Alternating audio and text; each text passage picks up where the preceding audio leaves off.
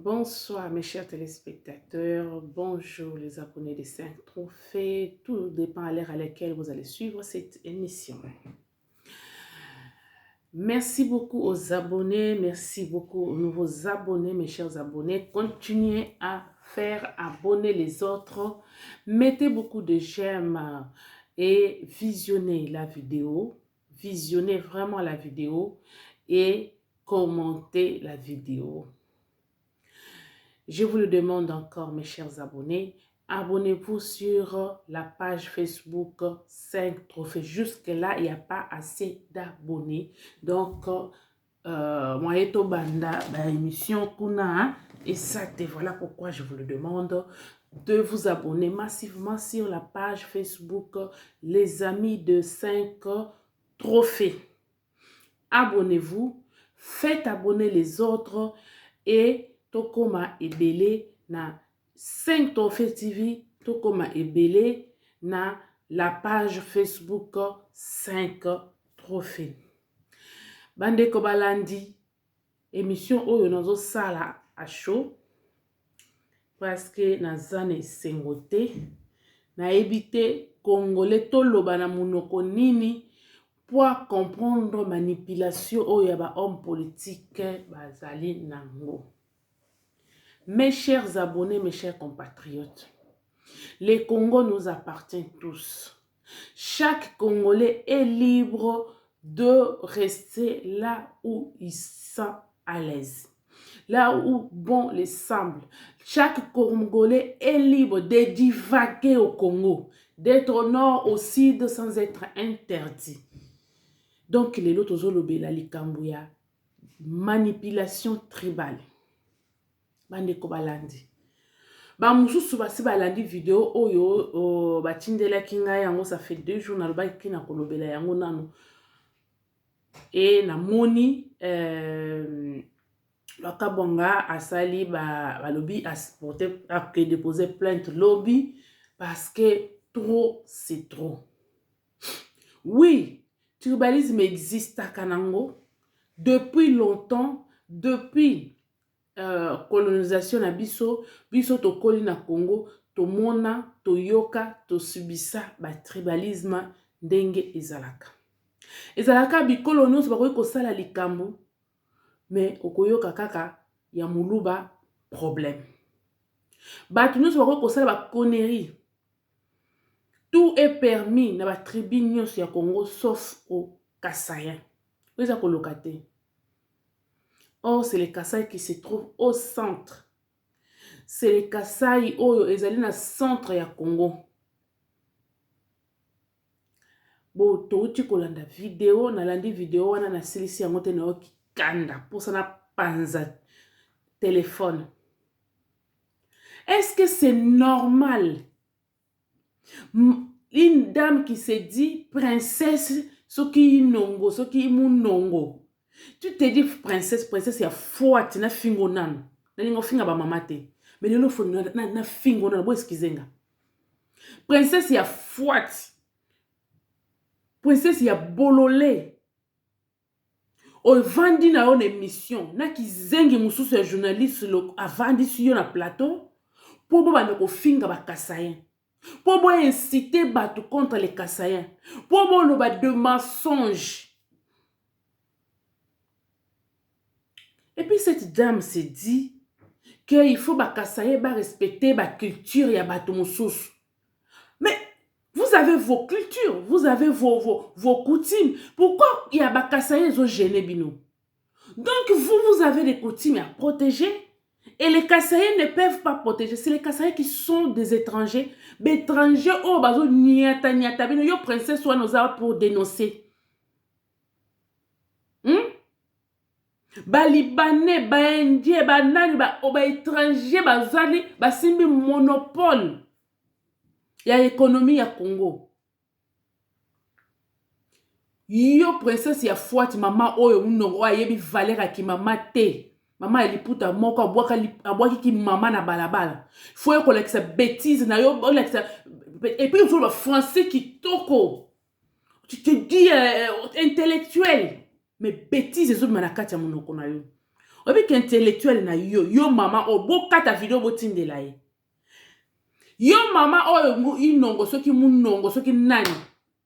Princesse soki ya ba reka soki ya ba nani wana. Biso totanga na classe totanga empire wana etikala ko exister te ya. Empire luba totanga ngwa.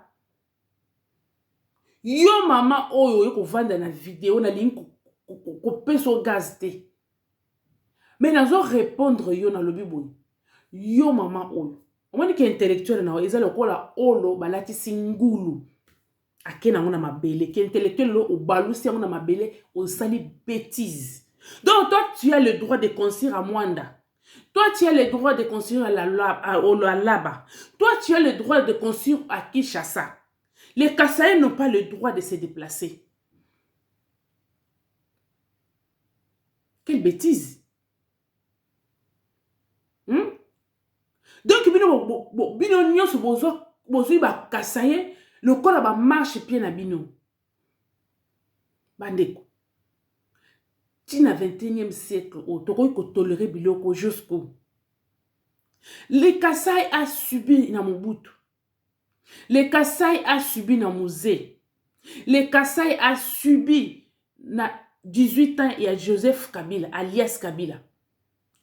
Et chose grave, tribalisme telemi makasi na moment oyo un président kassaïen azana kati ya pouvoir. Tout ça izani défi. Tango ba Mobutu azoka pouvoir, nani azako simba bangwandi? Tango Muzaye na Kabila, nani azako simba ba Swahili? Biso nyonso, bato nyonso bayebaka Swahili te bakoma koloba Swahili. Swahili koma ki langue de travail. Swahili koma ki eloko mususu. Jusqu'à quand les Kasaï doivent subir? Si quand on se bozo tumbo la Félix Tshisekedi pour perdre contrôle, pour l'obaki. À côté de Macha Koumeni. Mais il s'est dit le président de tous les Congolais. En ce moment, Félix Tshisekedi n'est pas le président des Kassaïens. Il représente la République démocratique du Congo. Si quand le corps bandaranze mo da bino na bo répéta. Pour na nini boya ba koyebisa biso ke Katanga elongo na Congo. Bo senga permission na nani bino boza bilombe. Bo bima kaka calmement. Bo bima kaka calmement. Bo bêtise na bino oyo. Bandeko, ba Katangé ce sont de manipulateurs. Obi eloko ezo sala bango ezanini. Ba Katangé ba zaba naïf. Ba Katangé ceux qui tozo souffrir mingi boy eza cause ba Katangé. Ce sont des naïfs ba yebika komela chuapa soki chuapa ba sanga. Mais ba zama kasi ya musala te. Bo mengana ke ba Kassaïen pa na binoti. Yo mama oyo princesse ya fuati o ke kotelema ofinga ba Kassaïen. O bengana ka ba Kassaïen. Je kamine sikoyo. Ta ba Kassaïen ba longwe. Toza wapi na je kamine. Batika bino je kamine ba kenda na bango bazongi na Kasai. Bosuki wapi na je kamine. Soit disant moi na bino boza makasi ba tellement que vous êtes des naïfs, vous êtes des fainéants, des manipulateurs. Bo fabriquer la rabiso kaka ba Katangi ya lokuta. Bo bimisa biso Kabila kaza mwana na bino ya Katanga. Je kamine ezabi. Sort ya je kamine ezanini. Eza président Kassaïen mutu ache nini je kamine na eta ezali. Ezali ba Kassaïen lisusu parce que à l'époque où ba Kassaïen bazaki na je kamine telemaka. Mombonda je kamine e yemba mamaka. Mais banda ba Kassaïen ba bolongola ka bango. Ba tsaka susu na je kamine te. Ba komi ko sala ba commerce na bango ailleurs. Et le problème c'est quoi? Vous êtes des jaloux. À chaque fois bon monaka ba Kassaïen baza ko émerger. Bo comme aka na ba problème pour bozo biloko na bango. Bo mi te mama be yango likolo mi te mama be nzamba zo punir bino.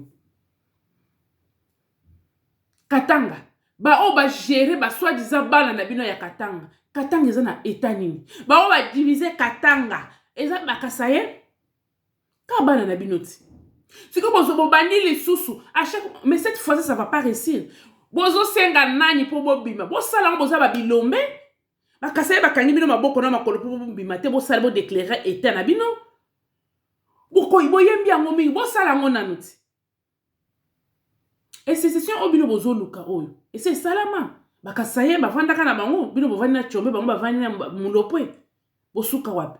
Likolo na bino bozo na makila bakasaye na nzoto lumumba akufela wapi. Des traîtres de Katangé.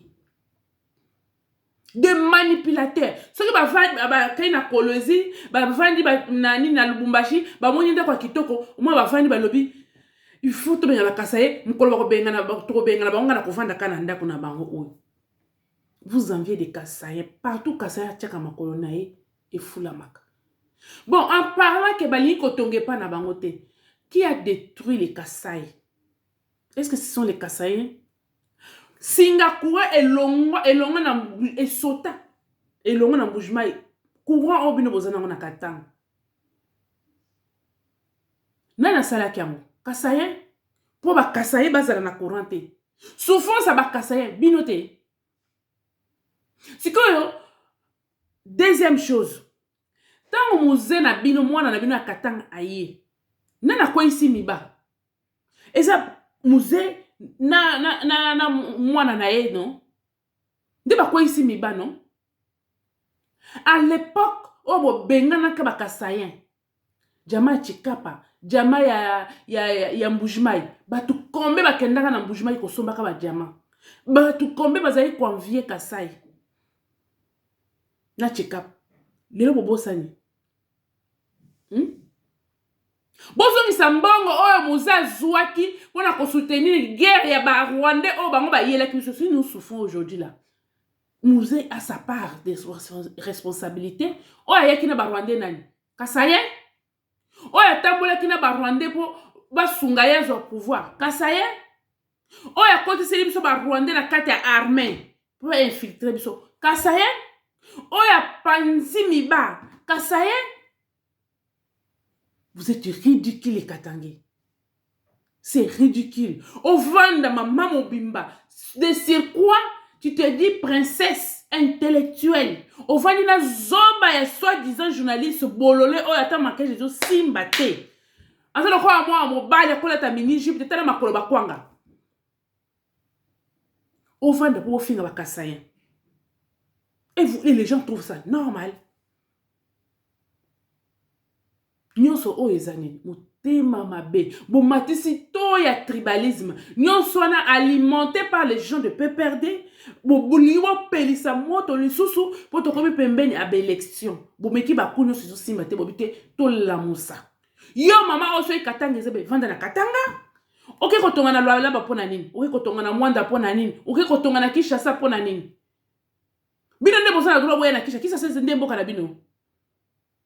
Botigana na Katanga. Des fainéants, de manipulateurs. Vous fabriquez la cabiso car ba étranger ba ko ba Katangé. La souffrance du Congo, c'est l'espace soyeliphone. Bon bazo ko entretenir guerre ya est, et ba Kasayen. Hein?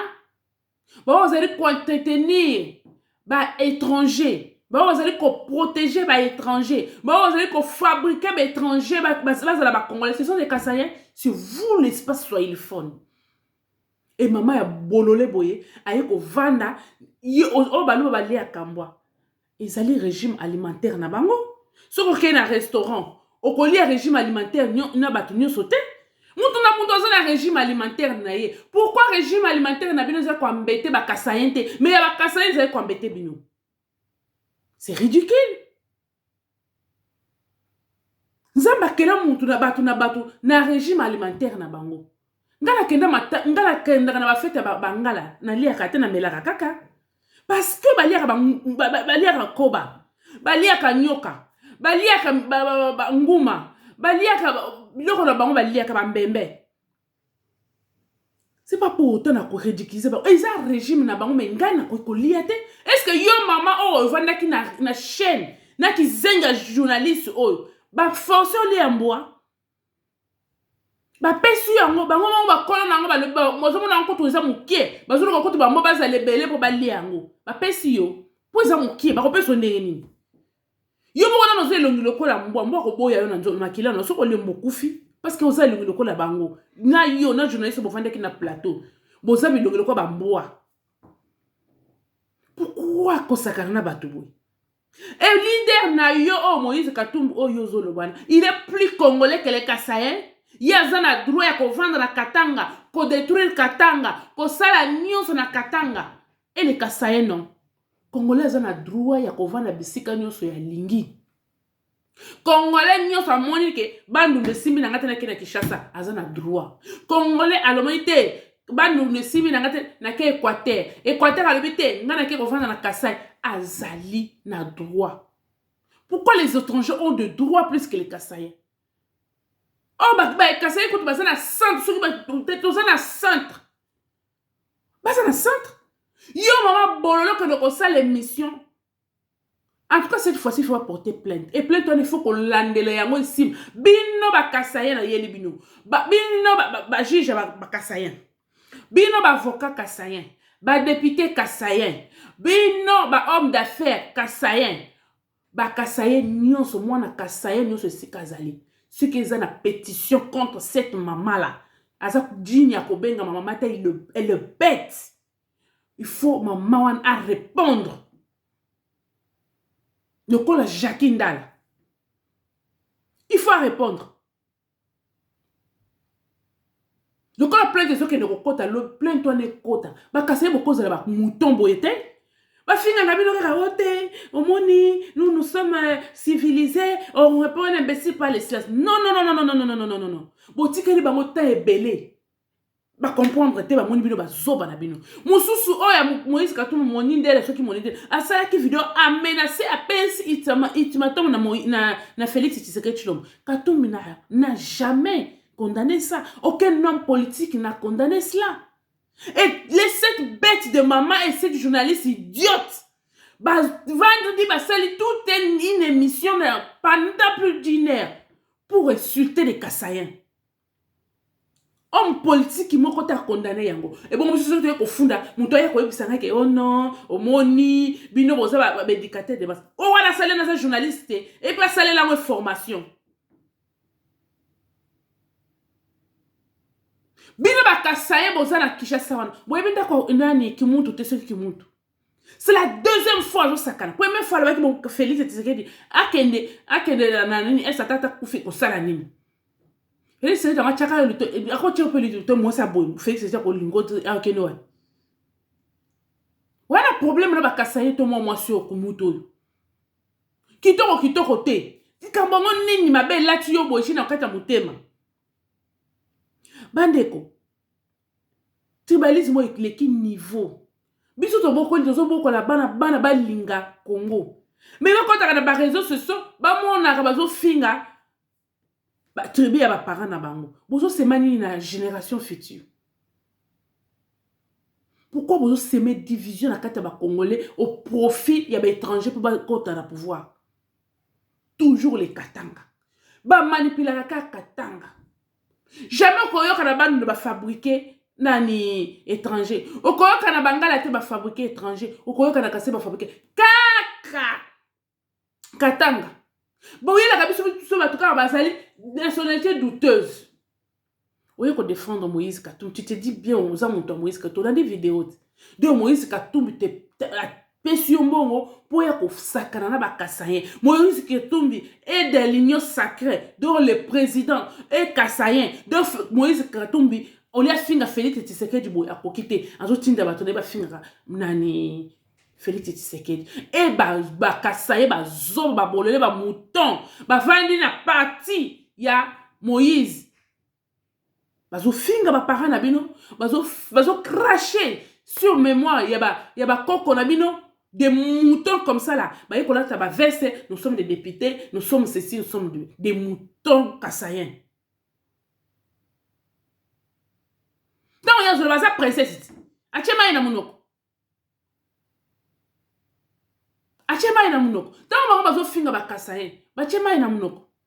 Si ko yé ki mutu wana, régime alimentaire na ye, eza meilleur. Ba tous ba lingi amu.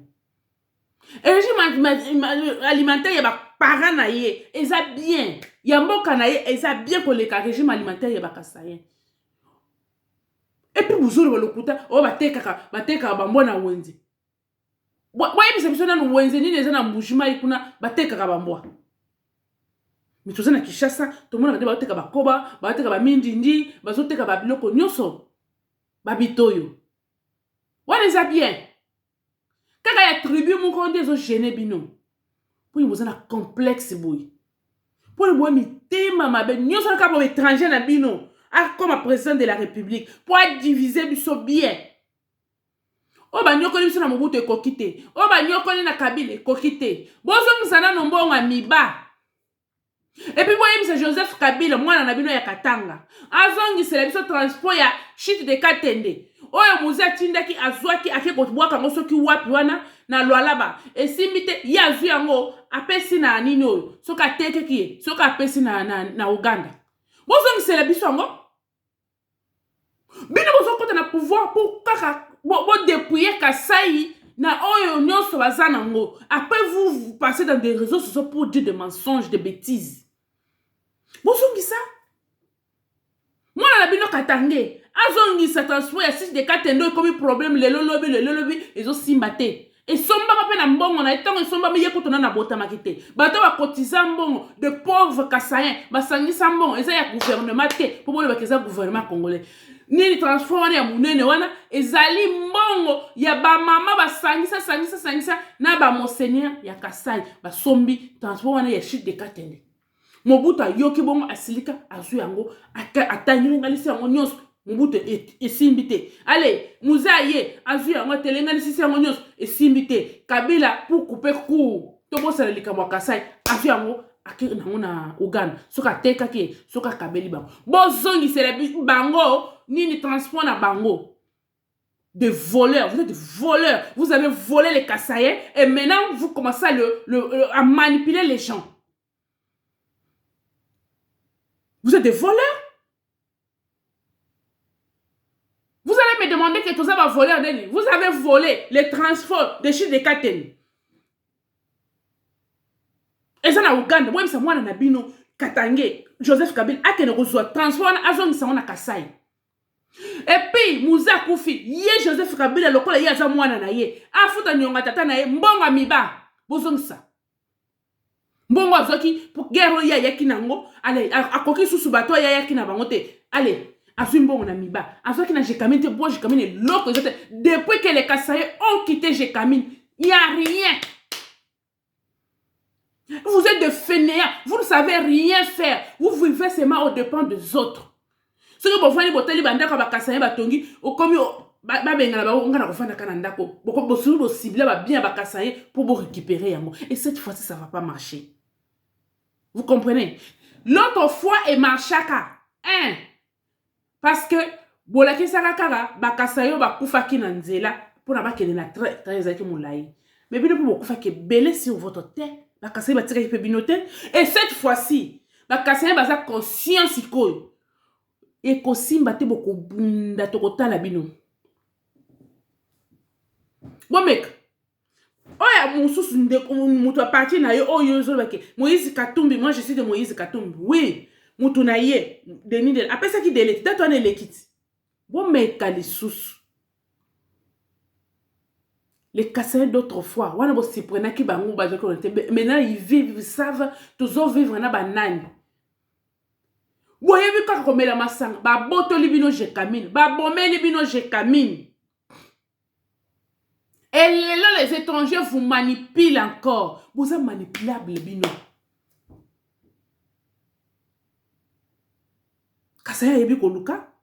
Kasaya yebi ko débrouiller na passe na ya yebi ko s'en sortir.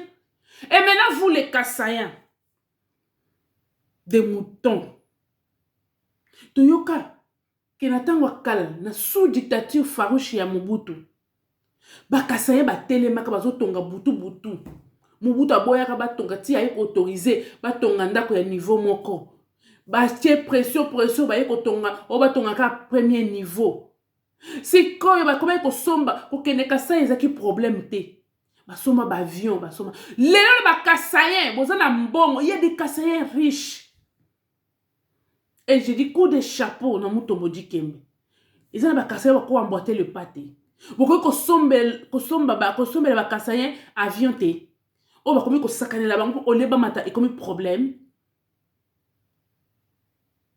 Boko somba avion te, bino bakassaye oyo. Boko kosomba ba avion te, bakassaye bona mbongo. Mbongo na bino ezali. Hein? Tala nde bozo fingam. Tala na ba bizengi lokola ba kumuntu bakombe ko fungula munoko ba finga bakassaye na bana bakassaye. Nyonso, merci réseaux sociaux. Merci réseaux sociaux. Que monde azo lokola makaka so ba tie na misé pour ba kende kotalaka. Bina bakassaye bozana Kinshasa wana. Boyebi ndaka kimuntu te pour pese bo corriger yenan. Boko corriger était le temps plein te côte. Boko corriger était. Donc vous allez dire c'est ma pléniché. Ba fingi biso des moutons comme ça la kassaye. Comment quelqu'un peut prendre une émission pour le bakali kawa tribu moussous au lieu de parler nation? On s'est colocaté. Non, la personne de Moïse Katumbi est plus congolais que le Kassayen.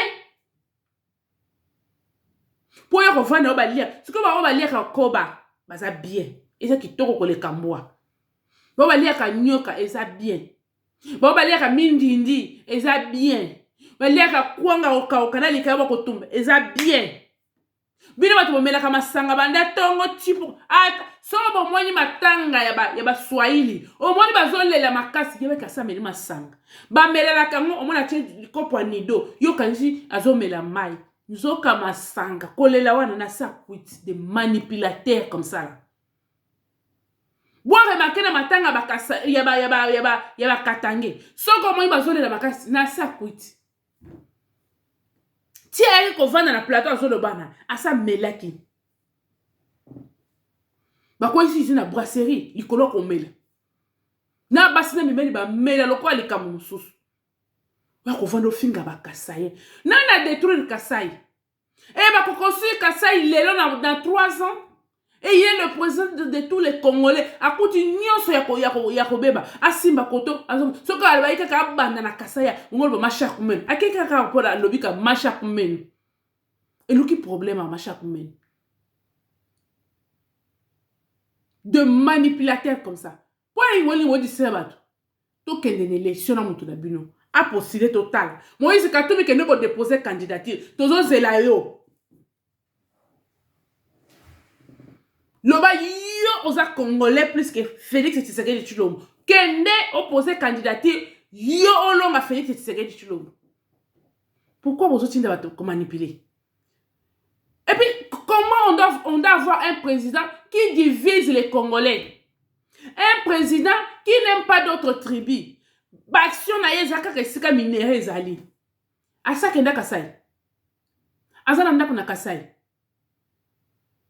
Ayebi koloba munoko ba Kassaye et l'autre côté ayebi koloba kaka Swahili azalaki gouverneur azoluka nani Katanga ezala pays ba futela ngo visa pour tokene na Katanga sikoyo tsoka comme président de la République a concrétiser idée na yako diviser a concrétiser idée yako sala Katanga et comme état et nous allons permettre à cette personne là comme ça là hein. Un manipulateur, un menteur. Moïse, tika la commerçant. Tika ko tinda batu ba finga ba Kassaye. Ça la politique no. Politique ko ya yote, oza no commerçant. Politique iza ya yote. On t'a voulu Katangi. Jusqu'à quand ba ko manipuler bino, ba dépouiller bino. Je camine kwei. Bozata na droite, Yuma leka ka lobike, nyon seza bradé. Qui a ouvert sa bouche, vous les Katangé pour attaquer Yuma? A expliqué bino. Qui a ouvert sa bouche, les Katangé? De manipulateurs comme ça là. Pourquoi on remet la chope à la bino tika ba Kassaye kinya? bakasai basimba biloko na bino te bakasai bayebi kodebrouiller bisika nyonso bazali baemergaka parce que baza bato bayebi koluka soki kasai wana batia bango maboko nde batia baprovince mosusu mbe tobetaka lisolo mosusu lelo oyo na kasai mais gouvernement moko te atikala kosoutenir kasai aza te epuis bozozwa ka isolé bogénéralise yango bato bazokende mingi na mutuka wana train ebaluka kwana ce sont des commerçants matériel oyo ezouta katanga po ekende nini bozobloke yango mpona makambo atile jilo bobloke matériel de méchants yango katanga bobandaka kolo vous savez que vous êtes populaire botika koluka buki misère na bino eza kasai te kasai alisali bino mabe moko te bino nde bosala mabe na kasai basoi-disant bana na bino nde badétruire katanga c'est pas un kassaïen et puis wayebisa basoi-disant bana na bino bazongisa transport ya site de Katene bakende na Uganda bazongisa site de Katene pela de voleurs. Si vous n'êtes pas de voleurs là, remettez les transports de site de Katene. Si vous n'êtes pas de voleurs, si vous voyez que vous êtes des voleurs là, je vais vous monter le prix. Vous êtes des voleurs. Vous avez volé les transports des Kassaïens. Vous avez envoyé en Ouganda. Vous avez volé l'argent de Miba pour soutenir la guerre que vous avez vous-même amenée. Les Katanga. Les Katanga nous ont amené des Rwandais. C'est les Katanga qui a fait que les étrangers puissent infiltrer notre armée. Mamadou Ndala Koufi, c'est la faute de Katangé. Tous nos héros, les généraux, nous sommes dans le champ de bataille, na Est, les Katangé. Parce que vous nous avez fabriqué des étrangers. La souffrance que nous avons ici, c'est les Katangé. Et une partie de Bangwandi. Parce que c'est Mobutu qui a fait en premier pour Abiriman. Donc, Mobutu, les Bangwandi et les Katangé, vous êtes à la base des souffrances du Congo. Et non les Kassaïens. Et non les Kassaïens. Il faut laisser les Kassaïens tranquilles. Vous avez votre régime alimentaire. Nous avons notre régime. Je ne peux pas accepter. Là, je l'ai dit. Je ne peux pas accepter ça. Maman Vandi, soi-disant maman, a une connerie. Et vous les Kassaïens, je vous dis, vous êtes des moutons, je les répète. Qui moutons beaucoup corrigé. Attends, bon la galandère, attends, bon ma patate. Bah ouais, wana nous sommes beaucoup boucata tout moi ma colonie wana te, bo bête pe no leki okei. Beaucoup boucata tout moi ma colonie wana te. Comme ça, mais c'est tu vas t'en fauteuil à finir avec Kassaïen très bien même. Azo leçon à vie naïe. Et puis ministre information. Otiki, soi-disant journaliste qui monte wana, a fini tilelo. Tu ne l'as pas interpellé. Bateau Aner sécurité, vous ne l'avez pas interpellé. Vous avez laissé la dame là comme ça. Batete la batelemi. Et les Kassaï, vous devez vous lever aussi. Trop, c'est trop. Trop, c'est trop. Trop, kokine boyete, tiwap. Na moment nani Félix Tshisekedi aza na pouvoir. Bazo bozo finga ma collègue na tam Félix Tshisekedi aza na pouvoir te. Nyoso en yake mulu ba koyi ko pouvoir te siko mulu baza na pouvoir total a sikoyo. Ba tous ba komi ko lobela Kassaï lelo ba ta perdre ti bazaka na pouvoir na la robeta li sula Kassaï. Kassaï était dans les oubliettes. Lelo nde balamu ki ba yeba kenzale zaka na Kassaï. Nde lelo vraiment. Ndele bolamu ki boyebi kenzaleza na Kassaï nzala Kassaï bandika capitaine Félix Tshisekedi aye na pouvoir de menteurs, de voleurs. Plainte wana bolandela yango, plainte wana photo yoka interpellation ya kimuntu na mutu na ya bengisa ki na plateau. Na tanga Joseph Kabila, bakoyi ko sala biloko yo. Liberté d'expression c'est mabe. Kassaï a pesi bino liberté d'expression et besoin exagérer. Natanga mo Kabila ko lala na ndako na émission boyo lali pe na ndako la muki. Otambo li pe tranquille. Kassaï seli mabe loko la pesi bino liberté d'expression et bo comme libertinage quoi. Vous finira chilombo, vous finira Kassaï te.